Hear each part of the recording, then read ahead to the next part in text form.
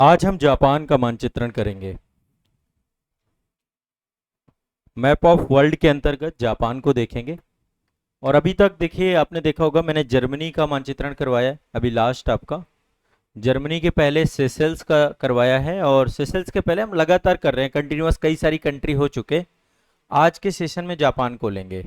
अच्छा, इसके पीछे कारण क्या है, क्यों जापान को ले रहे हैं? हाँ, जापान के राष्ट्राध्यक्ष अभी भारत में है।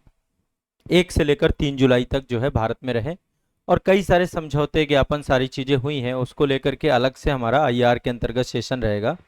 जो राज्य, जो कंट्री इस समय चर्चा में है, उस प्रोस्पेक्टिव से हम वर्ल्ड मैपिंग करते हुए चल रहे हैं। तो यहाँ पे जापान का मानचित्रण भी होगा, और मानचित्रण के साथ साथ हम जो है जापान के बारे में कुछ चीजें समझेंगे, कई प्रोस्पेक्टिव से जापान को जानने का प्रयास करेंगे। ठीक है। अब आप सभी जानते हैं ये कहाँ पे अवस्थित है, लोकेशन क्या है इसकी? प्रशांत महासागर। ये आपका पैसिफिक ओशन है। ये आप देखिए चाइना है, और ये रसिया है ना। रसिया का ही एक यहाँ पर देखें द्वीप है आपका, जिसका नाम है सखालिन, है ना। यहाँ पे एक द्वीप है सखालिन, ये रसिया का है ना। इसके बाद ये आपका देखिए यहाँ पे नॉर्थ कोरिया है, यहाँ पे साउथ कोरिया है, ये जापान सागर है, इसको जापान सागर कहते हैं। ठीक है। ये आपका प्रशांत महासागर है। यहाँ पे आप देख पा रहे होंगे जापान में, ये है जापान, ये वाला, ये इतना हिस्सा जापान का है। थोड़ा सा मैं एक बार मैप चेंज करता हूं। आप देखिए ये वाले मैप में देखिए, हाँ, ये चाइना है, नॉर्थ कोरिया, साउथ कोरिया, ये है जापान सागर, इसको ईस्ट सी भी कहते हैं, पूर्वी सागर भी बोलते हैं इसको। ठीक है। यहाँ पर आपके कुछ द्वीप हैं, जितने भी ग्रीन कलर से आपको दिख रहे हैं, ये सारे द्वीप जापान के द्वीप हैं। ठीक है। अब एक चीज तो आप सभी जानते हैं जापान को लेकर के, कि ये वर्ल्ड का टॉप इकोनॉमी है। नंबर 1 पे अमेरिका है, दूसरे नंबर पे चाइना है, तीसरे नंबर पे जर्मनी है, फिर इंडिया है, फिर जापान आता है। टॉप 5 इकोनॉमी, और बहुत बहुत मतलब आप देखें कि प्राकृतिक तौर पे बहुत संकटकालीन परिस्थितियों वाला देश है ये। प्रकृति जो है ना, इसको बहुत सारा कुछ नहीं दिया इस देश को। प्रकृति ने सिर्फ भूकंप दिए हैं। रिंग ऑफ फायर यहाँ पर देखें तो ज्वालामुखी की एक पूरी श्रृंखला है। इस पूरे रीजन पे ज्वालामुखी की एक श्रृंखला है ना। इस पे हम आएंगे, बाद में डिस्कस करेंगे, जिसके कारण से यहाँ पे समय समय पर ज्वालामुखी उद्गार होते रहते हैं, भूकंप आते रहते हैं, सुनामी के अलर्ट आते रहते हैं। आपदाग्रस्त देश है पूरा का पूरा। लेकिन वर्तमान में तकनीकी के क्षेत्र पे आप एक कंपनी का नाम सुनते होंगे, टोयोटा। टोयोटा जापान की ही कंपनी है ना। या फिर ऐसी बहुत सारी कंपनियां, जैसे एक आप सोनी का नाम आपने सुना होगा, है ना, ये जापानीज कंपनी है। टॉप क्लास यहाँ का टेक्नोलॉजी है। और औद्योगिकरण, बहुत कम टाइम पे इन्होंने औद्योगिकरण किया पूरे वर्ल्ड का। जैसे मेट्रो से लेकर के जितनी भी बड़ी बड़ी तकनीकी है, जापान ही पूरे विश्व में बना रहा है। एक फंडर है, वर्ल्ड फंडर है, पूरे विश्व को फंडिंग भी प्रदान करने का काम जापान करता है। ठीक है। तो सबसे पहली बात, पूर्वी एशिया में अवस्थित है, प्रशांत महासागर में अवस्थित है, एक विशाल द्वीपीय देश है। यहाँ पे जो द्वीप हैं, एक तो ये क्रम पूछ लेता है, कौन सा उत्तर से दक्षिण क्रम बताइए, और कई बार क्षेत्रफल के आधार पे पूछ लेता है। तो पहले अभी जनरल चीजें समझिए। यहाँ पे देखिए द्वीप है, एक द्वीप यहाँ पे ऊपर देख रहे हैं, इसका नाम है होक्काइडो। क्या नाम है? होक्काइडो। ये सबसे उत्तरी द्वीप है इसका। ठीक है। इसके बाद देखिए यहाँ पे दूसरा द्वीप है, काफी बड़ा द्वीप है, इसका नाम है होन्सू। ठीक है, होन्सू। ऊपर होक्काइडो है, नीचे होन्सू है। इसके बाद सिकुकू आता है, और फिर क्यूशू आता है। 4 द्वीप हैं, बड़े बड़े द्वीप। छोटे छोटे द्वीप तो बहुत सारे हैं। अच्छा, कुछ द्वीपों को लेकर विवाद भी है चाइना के साथ, वो विवाद चलता रहता है, उसमें हम बाद में बात करेंगे। Hokkaido, Honshu, Shikoku, Kyushu. ठीक है। कैपिटलिस्ट इकोनॉमी है पूरी तरीके से। तो सबसे पहले उत्तर से दक्षिण क्रम लिख लीजिए। उत्तर से दक्षिण क्रम में चारों द्वीपों के नाम लिख लीजिए। जापान के द्वीप उत्तर से दक्षिण क्रम में। ठीक है।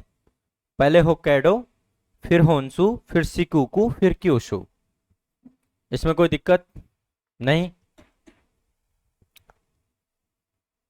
Hokkaido, Honshu, Shikoku, Kyushu. अभी इनके बारे में मैं डिटेल में बताऊंगा।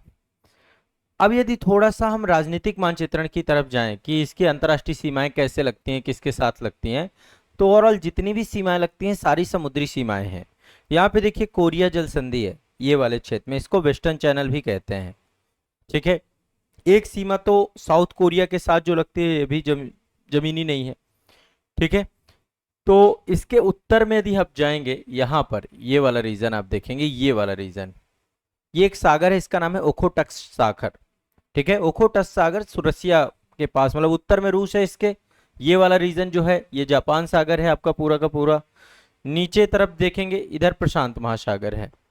ठीक है, कोरिया में जापान सागर हो गया, और दक्षिण में देखेंगे तो इसकी सीमा ताइवान से लगती है, नीचे ताइवान है ना, यहाँ पे एक देश है ताइवान।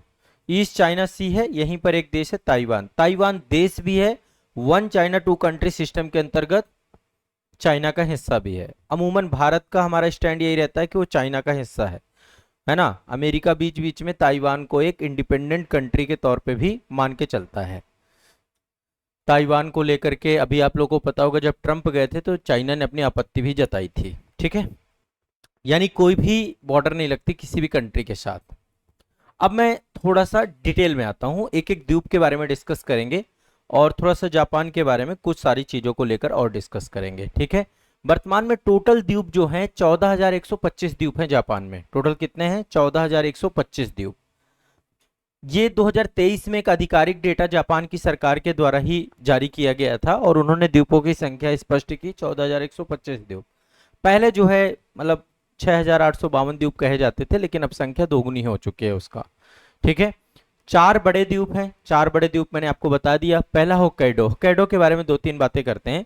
जापान का ये दूसरा सबसे बड़ा द्वीप है। सबसे बड़ा द्वीप कौन सा है? होन्शु। होन्शु क्षेत्रफल के हिसाब से सबसे बड़ा द्वीप है, लेकिन दूसरा सबसे बड़ा द्वीप कौन सा है? होक्काइडो। बहुत ज्यादा आबादी नहीं रहती होक्काइडो में। ठीक है, क्योंकि यहाँ पे एक तो मौसम बहुत ठंडा रहता है। ठीक है, विस्तृत मैदानी क्षेत्र है, यहाँ पे झील हैं, बहुत सारे ज्वालामुखी यहाँ पर पाए जाते हैं। ठीक है, और नेशनल पार्क वगैरह भी हैं, लेकिन आबादी ज्यादातर जितनी भी रहती है या बड़े बड़े शहर जितने भी हैं होन्शु में ही हैं आपके। ठीक है, एग्रीकल्चर गतिविधि ज्यादा होती है होक्काइडो में। मत्स्य पालन यहाँ पे बहुत होता है, क्योंकि यहाँ पर गर्म और ठंडी महासागरीय जलधाराएं आकर के मिलती हैं, जिसके कारण से मत्स्य पालन क्षेत्र है। ठीक है, यहाँ पे एक होक्काइडो का शहर है जिसका नाम है सप्पोरो। सप्पोरो के बारे में आप थोड़ा सा कम जानते होंगे, बहुत सारे शहरों का नाम आपने सुना होगा, अभी मैं बताऊंगा आपको। ठीक है, राजधानी शहर तो आप सभी जानते हैं, टोक्यो है। एक चीज और आप जानते हैं कि जापान एक ऐसा देश है जहां बुलेट ट्रेन चलती है। बुलेट ट्रेन मतलब बहुत कम अवधि में एक जगह से दूसरी जगह आवागमन की चीज है ना। भारत में भी बुलेट ट्रेन को लेकर डिस्कशन चल रहा है इस समय, कि जल्द ही हम बुलेट ट्रेन, अभी नहीं बनेगी, अभी बात चल रही है, बनने का टाइम अभी काफी लंबा है। हाँ, कुछ जगहों पे ऑपरेशनली चीजें बन चुकी हैं, जैसे मुंबई और अहमदाबाद वाले में इंफ्रास्ट्रक्चर डेवलपमेंट चल रहा है बहुत तेजी से। आने वाले 1-2 साल में हो सकता है कि वहां पे हमें। ठीक है, नेक्स्ट होन्शु पे आते हैं, चूंकि ये सबसे बड़ा द्वीप है। ठीक है, सबसे ज्यादा आबादी इसी में है। ठीक है, जापान का सबसे बड़ा द्वीप है, और दुनिया का दूसरा सबसे बड़ा आबादी वाला द्वीप कौन सा है? दुनिया का सबसे बड़ा आबादी वाला द्वीप। अच्छा, दुनिया का सबसे बड़ा आबादी वाला द्वीप कौन सा होगा? कोई बताए जनरली, दुनिया की सबसे बड़ी आबादी का किस द्वीप में रह रही होगी? जावा। वेरी गुड, बहुत बढ़िया। जावा इंडोनेशिया का एक द्वीप है, जावा। जावा में दुनिया की सबसे बड़ी आबादी रहती है, द्वीप की बात करते हैं। ठीक है, तो जापान का होन्शु दूसरा बड़ा द्वीप है। जापान की लगभग टोटल आबादी का 80% यहीं रहती है। 80% यहीं रहती है टोटल आबादी का। आप समझिए बाकी के द्वीप खाली पड़े हैं। ठीक है, यहां पर जापान की सबसे ऊंची चोटी भी है, जिसका नाम है माउंट फूजी। माउंट फूजी का नाम सुना है आप लोगों ने? ज्वालामुखी द्वीप है, और जापानी आल्पस नामक पर्वत श्रृंखला है यहाँ पर। मैं थोड़ा सा इसका ये वाला मानचित्र लेता हूं। हाँ, ये है माउंट फूजी। यहाँ पर जापानी आल्पस एक पर्वत श्रृंखला है, उसका हाईएस्ट पीक आपका जो है माउंट फूजी है, और ये आपका माउंट फूजी जो है आपका ज्वालामुखी है। क्या है? आपका ज्वालामुखी द्वीप है। ठीक, राजधानी शहर टोक्यो है, और यहाँ पे ऐतिहासिक और सांस्कृतिक केंद्र के तौर पे क्योटो है। क्योटो के बारे में आप सभी ने सुना होगा कि क्योटो प्रोटोकॉल हुआ था 1997 में। किस लिए हुआ था क्योटो प्रोटोकॉल? कोई बताएगा? ओजोन संरक्षण के लिए मॉन्ट्रियल प्रोटोकॉल हुआ था। क्योटो प्रोटोकॉल किस लिए हुआ था? आपदा प्रबंधन के लिए सेंडाई फ्रेमवर्क हुआ था। पर एनवायरमेंटल को लेकर सीओपी हुआ था, कॉन्फ्रेंस ऑफ पार्टीज हुआ था, जलवायु परिवर्तन, ग्लोबल वार्मिंग, पृथ्वी के तापमान को हमें किस स्तर तक रखना है, क्योटो प्रोटोकॉल यहाँ पर एक बाध्यकारी समझौता हुआ था। इसके अलावा आप एक चीज और नाम सुने होंगे, हिरोशिमा। दो यहाँ पर फेमस जगह हैं, एक हिरोशिमा है, यहाँ पे देखिए ये है हिरोशिमा, ठीक है, यहाँ पे ये है क्योटो, यहाँ पे है नगोया, नगोया प्रोटोकॉल भी हुआ था आपका, ठीक है। यहाँ पे मतलब कई सारे प्रोटोकॉल्स यहाँ पे, ओसाका, ये बड़े बड़े शहर है यहाँ पे। यहाँ पे एक जगह है हिरोशिमा। नागासाकी इसमें नहीं है, नागासाकी किस में है, क्यूसू में। नागासाकी यहाँ पर है, हिरोशिमा यहाँ पे है। हुआ क्या था, जब सेकेंड वर्ल्ड वॉर चल रहा था, द्वितीय विश्व युद्ध चल रहा था, तो पूरे विश्व में एक बहुत बड़ी चिंता की लहर निकल के आई, क्योंकि जापान बहुत एग्रेसिव था और जापान ने अमेरिका से पंगा ले रखा था। अमेरिका संभाल नहीं पा रहा था। जापान ने पर्ल हार्बर पर हमला किया था। पर्ल हार्बर एक आपका इनका सैन्य बेस था। उस सैन्य बेस पे जब हमला किया, काफी सारे अमेरिकी जो डिफेंस पर्सनल हैं और सिविलियन है वहां मारे गए। इसके बाद कोशिश की कि अमेरिका जापान को कैसे करके रोके। आप सभी जानते हैं दो अलायंस थे, एक्सिस अलायंस था और एक मित्र देश थे, एक तरफ धुरी देश थे, जर्मनी, जापान, इटली, एक अलायंस ये था आपका। दूसरा अलायंस में अमेरिका, रसिया, ब्रिटेन, फ्रांस, ये सारे थे, है ना। तो जब जापान बहुत एग्रेसिव हुआ तो अंततोगत्वा अमेरिका ने स्टेप लिया। 6 अगस्त और 9 अगस्त को दो परमाणु बम छोड़ दिए उन्होंने। 6 अगस्त 1945, 9 अगस्त 1945। और ये एक का नाम था लिटिल मैन, एक का नाम था फैट मैन, ठीक है। दो परमाणु बम छोड़े गए और इस पूरे क्षेत्र का तहस नहस खत्म कर दिया। आज भी यहाँ पे रेडिएशन इतना ज्यादा है कि यहाँ पे जो भी बच्चे पैदा होते हैं वो सारे विकलांग पैदा होते हैं। यहाँ की आबादी पूरी तरह निर्जन हो चुकी है, अभी भी रेडिएशन इस पूरे क्षेत्र में है, ठीक है। तो पहली बार परमाणु बम का यदि कोई प्रयोगशाला था तो जापान था।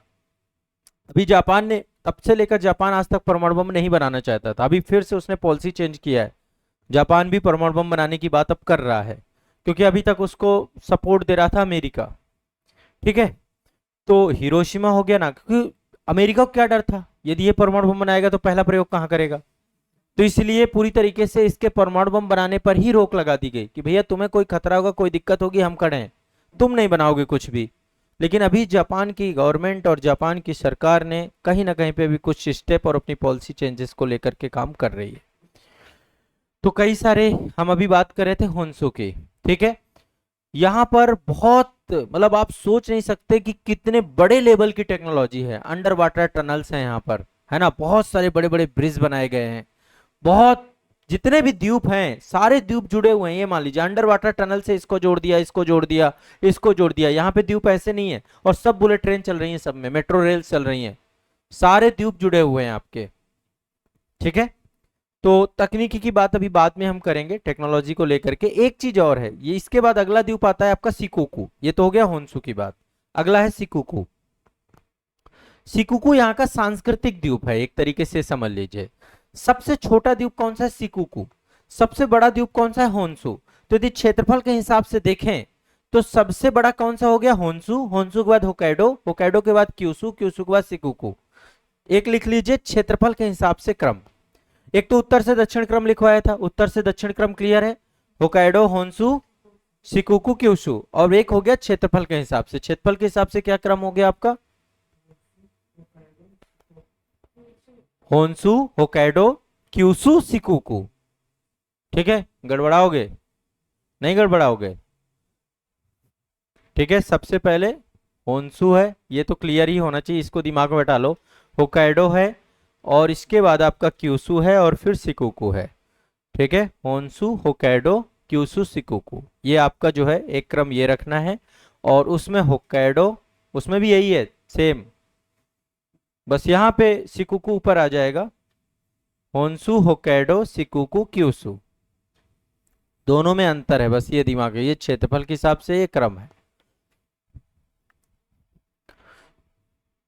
अब इसके बाद नेक्स्ट सिकोकू के बारे में बात कर रहे हैं। सांस्कृतिक धरोहर है, सबसे छोटा द्वीप है, सबसे कम आबादी सिकोकू में ही रहती है, ठीक है।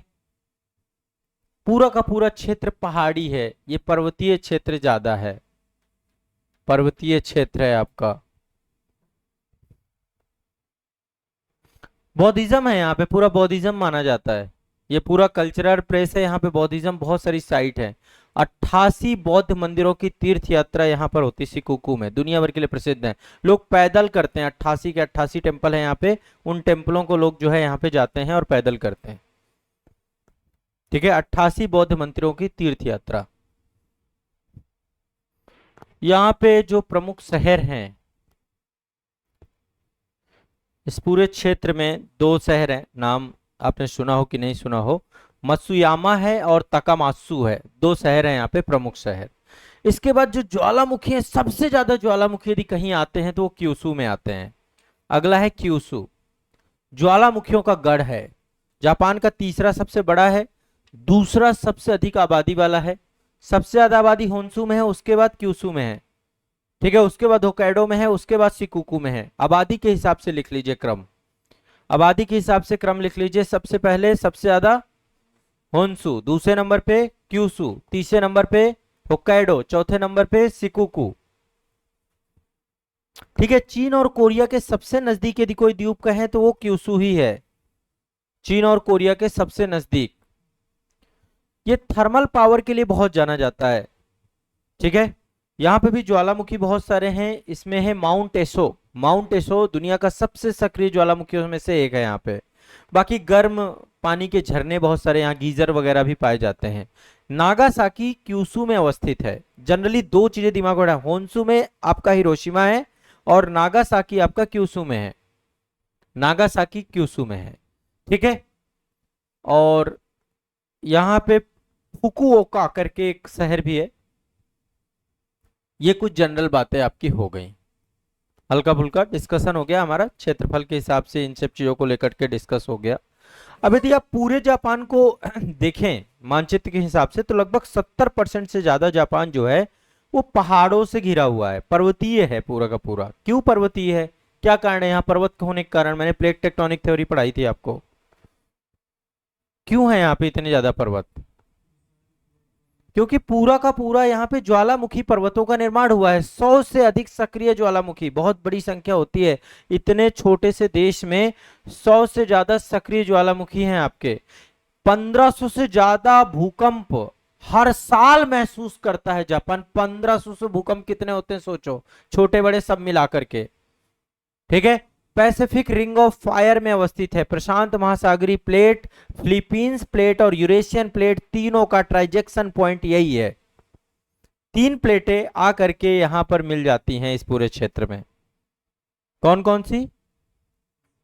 हाँ, प्रशांत महासागरीय प्लेट, फिलीपींस प्लेट और यूरेशियन प्लेट। इधर से यूरेशियन प्लेट है, नीचे से फिलीपींस प्लेट है और इधर से पैसिफिक प्लेट है। तीनों प्लेटें यहां पर मिलती हैं। प्लेट टेक्टोनिक मैंने आपको पढ़ा रखा ही है आपदा वाले क्लास में। ठीक है, कोई दिक्कत? फिजिकल ज्योग्राफी में भी हमारा डिस्कशन हुआ था, हमने प्लेट टेक्टोनिक से समझने, तो इस कारण से यहाँ पे भूकंप इतने ज्यादा आते हैं। क्लियर है, कोई दिक्कत तो नहीं है? इसके बाद अब थोड़ा सा देखें, टोटल 47 प्रांत है यहाँ पे, मतलब प्रशासनिक तौर पे 47 प्रांतों में इसको डेवलप किया गया है। ठीक है, 47 प्रांत। सीमा विवाद बहुत सारे हैं। रूस के साथ यहाँ पे कुछ विवाद है। कुरिल द्वीप है यहाँ पे ऊपर उत्तर में, यहाँ पे देखिए ओखोटस्क सागर है आपका, है ना। यहीं पर आपके ओखोटस्क सागर पे कुछ द्वीप है जिसका नाम है, आप ये द्वीप को के नाम सुनोगे न्यूज़पेपर वगैरह में। रसिया के साथ जो इसका विवाद है वो है कुरिल द्वीप समूह को लेकर, कुरिल आइलैंड को लेकर के। इसमें शायद मैप में दिखाए गए हैं या नहीं दिखाए गए, यहां पर है आपके कुरिल आइलैंड। ठीक है, एक विवाद तो इसका यहां पर है। दूसरा सेनकाकू द्वीप है आपका, चाइना के साथ विवाद है उसको लेकर के। सेनकाकू द्वीप है, चाइना के साथ विवाद है। ठीक है, चाइना उस पर अपना दावा करता है और जापान अपना दावा करता है।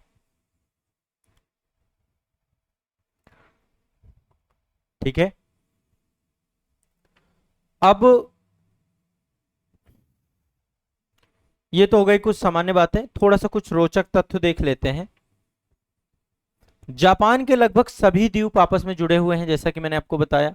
लगभग 3 द्वीपों को तो बहुत प्रॉपर कनेक्ट किया गया है, होक्काइडो, होन्शु और क्यूशु को आपस में जोड़ दिया गया है। और इसके लिए सुरंगें बनाई गई हैं, बहुत सारे पुलों के जाल बनाए गए हैं पूरे के पूरे। दुनिया की सबसे हाई स्पीड बुलेट ट्रेन यहीं दौड़ती है, जापान में ही दौड़ती है। इतनी तेज बुलेट ट्रेन वर्ल्ड में किसी और कंट्री के पास नहीं है। इसके अलावा जापान के बारे में मैं थोड़ा सा आपको डिस्कस करना चाहता हूं। जापान एक ऐसा देश है जिसके पास कुछ नहीं था। कैसे नहीं था कुछ भी? ना तो रॉ मटेरियल था इनके पास, कच्चा माल था, ठीक है, ना तो इनके पास लेबर थी क्योंकि इतनी बड़ी आबादी नहीं है, ठीक है। इसके अलावा जापान के पास ना तो कैपिटल थी, जापान के पास ना तो टेक्नोलॉजी थी।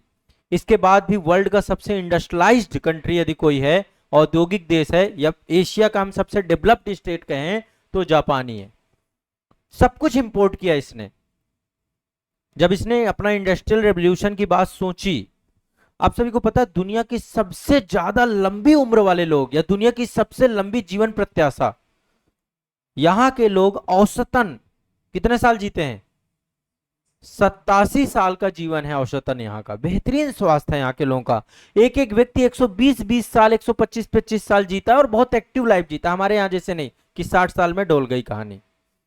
यहाँ ये स्थिति नहीं है। बेहतरीन स्वास्थ्य, अच्छी सुविधाएं, द्वीपीय शुद्ध वातावरण है और भोजन इनका सबसे अच्छा भोजन, ठीक है।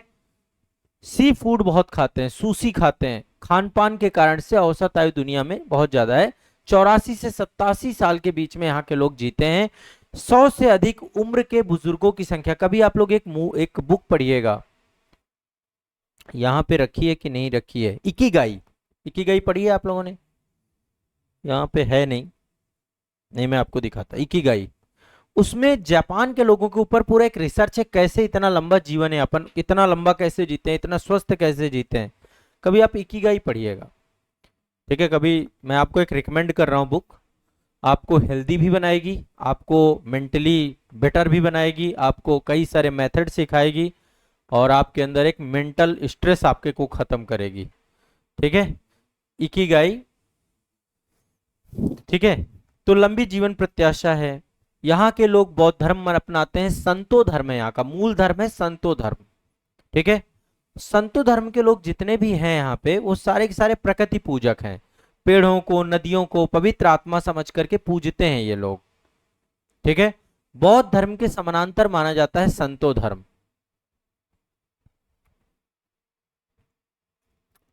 संतो धर्म बौद्ध धर्म के समानांतर माना जाता है। इसके अलावा जापान सेकेंड वर्ल्ड वॉर में पूरी तरीके से तबाह हो गया था। लेकिन अब सोचिए, दो देशों ने जो ग्रोथ की है पूरे वर्ल्ड के, एक तो जर्मनी भी खत्म हो गया था पूरी तरीके से, है ना। जर्मनी की इकोनॉमी चौपट हो गई थी जब महान आर्थिक मंदी आई थी, जर्मनी खत्म।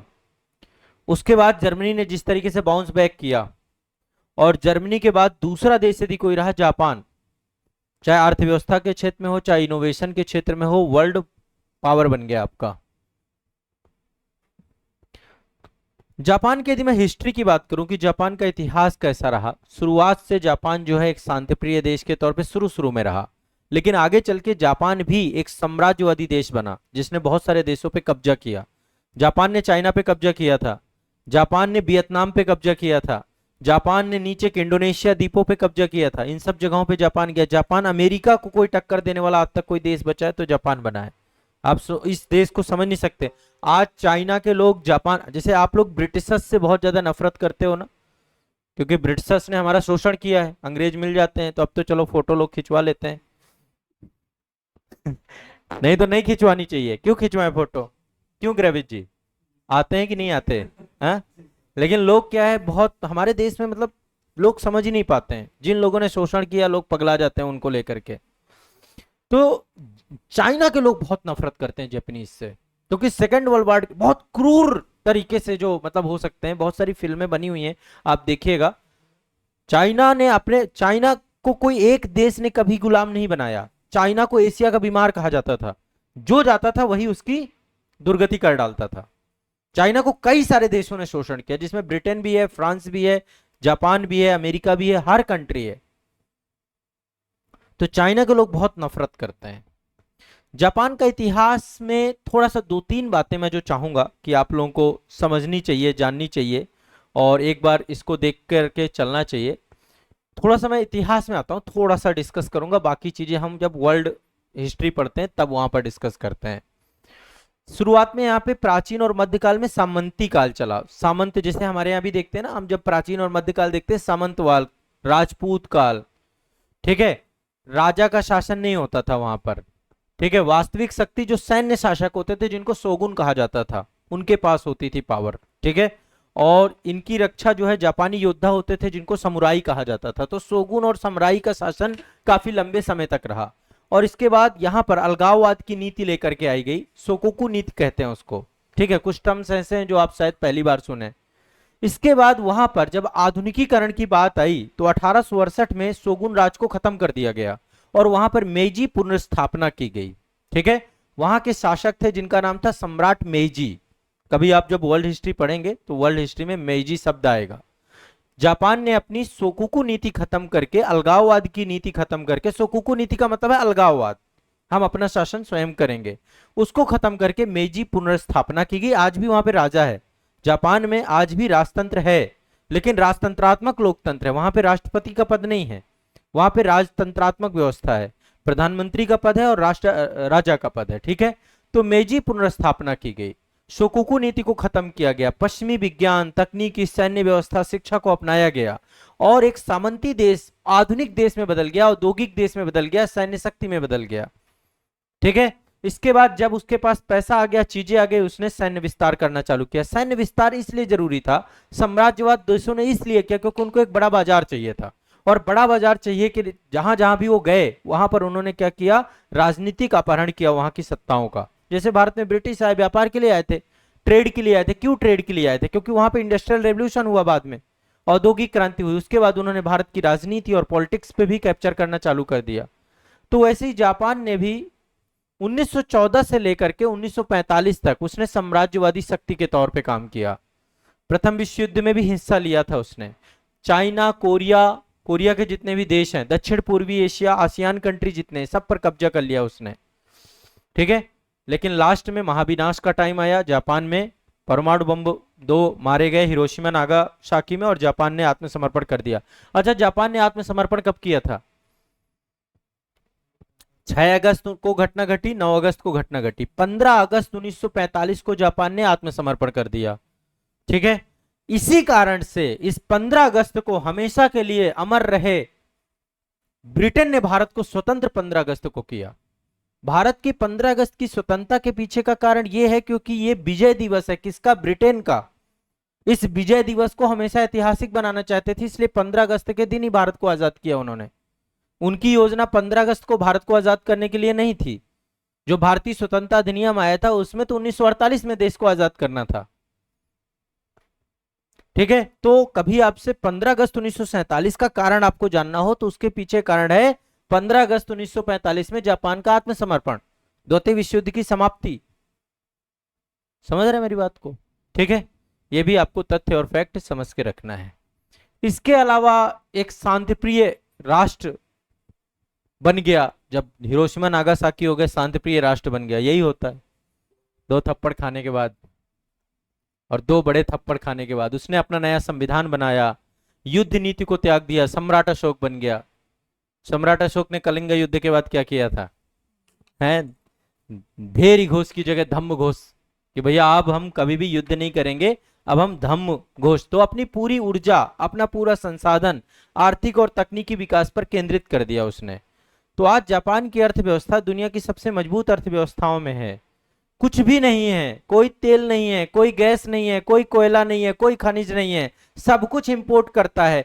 कोई भी मानव संसाधन नहीं है, लेकिन उसने अपनी आबादी को स्किल्ड किया, अपने को मैन्युफैक्चरिंग हब बनाया और उसने ये मुकाम हासिल किया, ठीक है। जीडीपी की रैंकिंग कहें तो जैसा मैंने आपको बताया 5वीं सबसे बड़ी अर्थव्यवस्था है, भारत से थोड़ा ही पीछे है, अभी भारत ने जस्ट क्रॉस ही किया है हमने। निर्यात आधारित अर्थव्यवस्था है हमारी, तो आयात आधारित अर्थव्यवस्था, हम तो अभी भी बहुत पीछे हैं जापान से देखा जाए। जापान निर्यात करता है कारें, पूरे वर्ल्ड में टोयोटा चलती है और बड़ी बड़ी कारें हैं टोयोटा की। कारें हो गए, इलेक्ट्रॉनिक उपकरण हो गए, भारी मशीनरी जितनी भी होती है, heavy vehicles, semiconductor industry. Currency क्या है? करेंसी यहाँ की येन, दुनिया की सबसे सुरक्षित, डॉलर के बाद दुनिया की सबसे सुरक्षित मुद्रा यदि कुछ है तो येन को माना जाता है। येन यूनाइटेड नेशन भी स्वीकारता है, येन वर्ल्ड बैंक में भी चलता है। ठीक है, सबसे ज्यादा ट्रेड होने वाली डॉलर के बाद मुद्रा आपकी येन है। यूनाइटेड नेशन का जितना खर्चा है उसमें सबसे बड़ा हिस्सा जापान संभालता है। ठीक है, वर्ल्ड बैंक में पूरे विश्व को जो पैसा बांटा जा रहा है वो जापान का पैसा है। अमेरिका और जापान दो देशों का पैसा लगा हुआ है, पूरा विश्व पैसा, पूरे विश्व को कर्जा देने वाला देश यदि कोई है तो जापान है, ये समझ लीजिए। भारत को जितना कर्जा दे रखा है, बहुत बड़ा अमाउंट हमने जापान से ले रखा है। बहुत सारे प्रोजेक्ट हमारे, चाहे एलिवेटेड रोड चल रहे हो, बुलेट ट्रेन चल रहे हो, मेट्रो ट्रेन चल, सब जापान के बस का है। होंडा का नाम सुना है आपने? कहाँ की है? जापान की। टोयोटा जापान की। निसान का नाम सुना है? जापान की। सुजुकी, अभी जस्ट जब अभी राष्ट्राध्यक्ष आए थे सुजुकी बात हुई, सुजुकी कहाँ की है? मारुति सुजुकी। भारत में सुजुकी की कारें सबसे ज्यादा बिकती हैं। सुजुकी, ये सब वैश्विक ऑटो बाजार पे कब्जा कर रखा है पूरा जापान ने। सोनी, पैनासोनिक का नाम सुना होगा आपने, पैनासोनिक के कैमरे वगैरह आते हैं, टीवी वगैरह आते हैं, बहुत सारे इलेक्ट्रिक गुड्स आते हैं। एक मित्सुबिशी का नाम सुना हो यदि आपने, जितने भी कभी कभी जाइएगा बहुत हैवी जो एसी लगे होते हैं, कमर्शियल एसी, वो मित्सुबिशी के लगे होते हैं। तो जितने भी बड़े बड़े ब्रांड हैं वो सब इसी के हैं, और सबसे रिलायबल। जैसे चीन की चीजों पे इतना हम भरोसा नहीं करते हैं, लेकिन जापान की टेक्नोलॉजी पे भरोसा बहुत है। एक समस्या है जापान की, बूढ़ी हो रही है आबादी पूरी की पूरी जापान की। जापान के लोग बुढ़े होते जा रहे हैं। दुनिया के सबसे गंभीर जनसांख्यिकी संकट से गुजर रहा है जापान। जन्म दर बहुत बेहद कम है, बुजुर्गों की संख्या बहुत अधिक होती जा रही है, जिससे यहाँ का वर्क फोर्स कम होता जा रहा है। जनसंख्या, लोग 18 घंटे काम करते हैं यहाँ पे। डे केयर बहुत सारे, डे केयर का कॉन्सेप्ट जापान से आया। डे केयर समझते हैं? हाँ, जैसे आप लोगों को आने वाले भविष्य में काम आएगा, जब आपकी जॉब लग जाएगी, आपकी शादी होगी, शादी के बाद बच्चे होंगे, उसके बाद उन बच्चों को पालने के लिए जापान के लोग खुद नहीं पालते, उनको डे केयर में छोड़ देते हैं। ठीक है, डे केयर सेंटर इंडिया में भी अब हर जगह खुल चुके हैं, वहां पर छोड़ देते हैं, वहां पे बच्चे पलते हैं। हस्बैंड और वाइफ दोनों वर्किंग है, 18 घंटे लोग वहां पे काम करते हैं। लेकिन पिछले कुछ दशकों से जापान की अर्थव्यवस्था बहुत धीमी गति से बढ़ रही है।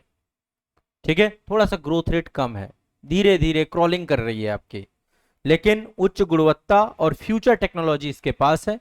जापान का जो आर&डी है, वर्ल्ड का सबसे बड़ा आर&डी यानी रिसर्च एंड डेवलपमेंट यहीं का है। आज जापान रोबोटिक्स में काम कर रहा है, ऑटोमेशन में काम कर रहा है, एआई पे काम कर रहा है। ठीक है, आज जापान ने ह्यूमन रोबोट बना दिए हैं, ये समझ लीजिए। होंडा के द्वारा ऐसे कई सारे रोबोट बनाए गए हैं, कई सारी कंट्री हैं, एक केयर गियर रोबोट बनाया गया है, कई सारे, मतलब रोबोटिक्स के क्षेत्र में बहुत तेजी से काम कर रहा है। जापान 1964 में दुनिया की पहली बुलेट ट्रेन चलाई थी, ये भी सोच लीजिए। दुनिया की फर्स्ट बुलेट ट्रेन जापान में चली थी, शिनकात्सु वेसेन नाम है उसका। 320 किलोमीटर पर घंटा से अधिक रफ्तार की ट्रेन। ठीक है, इसके बाद अभी जापान कुछ नया कर रहा है, मैग्नेटिक लेविएशन पे काम कर रहा है। मैगलन ट्रेन को भी स्टैब्लिशमेंट कर रहा है, वो बना रहा है, जिसकी रफ्तार होगी 603 किलोमीटर पर घंटा। पता नहीं क्या करना चाहते हैं, आप खुद सोचिए। 603 किलोमीटर प्रति घंटा का मतलब क्या होता है? 1 घंटे में आप सो बैठे पहुंच गए।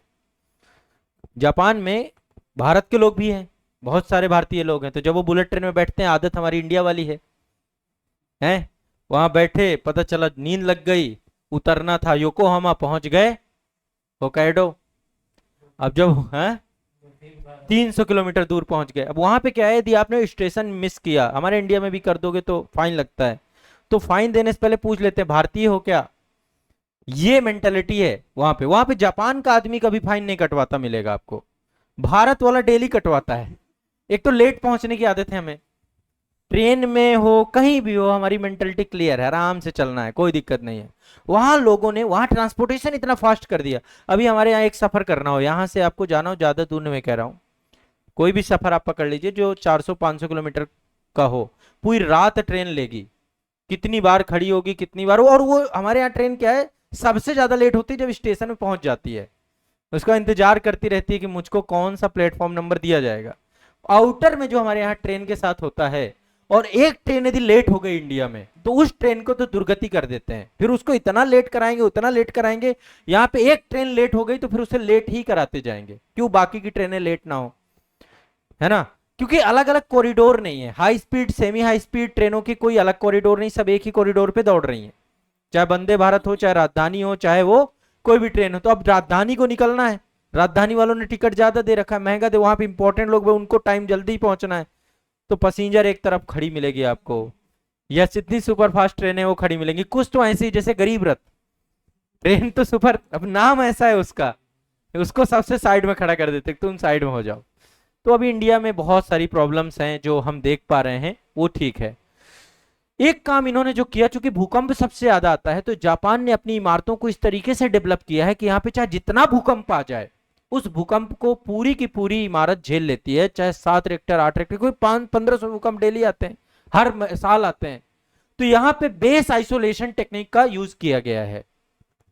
जब इमारतें बनाई जाती है तो उसमें स्प्रिंग लगा दी जाती हैं, ठीक है, स्प्रिंग लगा दी जाती है, रबड़ लगा दी जाती है, ताकि जब कभी भी कोई भी वेव आए, भूकंपीय वेव आए, अभी देखो वेनेजुएला में भूकंप आया था, है ना, बहुत विनाशकारी भूकंप आया, तो जब भूकंप की वेव आती है तो वो स्प्रिंग और वो शॉक ऑब्जर्वर होती हैं, वो उस एनर्जी को ऑब्जर्व कर लेती हैं, भूकंप के झटकों को सोख लेने का काम वो करती हैं। समझ गए मेरी बात को? ठीक है, शॉक ऑब्जर्वर के तौर पे आप उसको देख सकते हैं।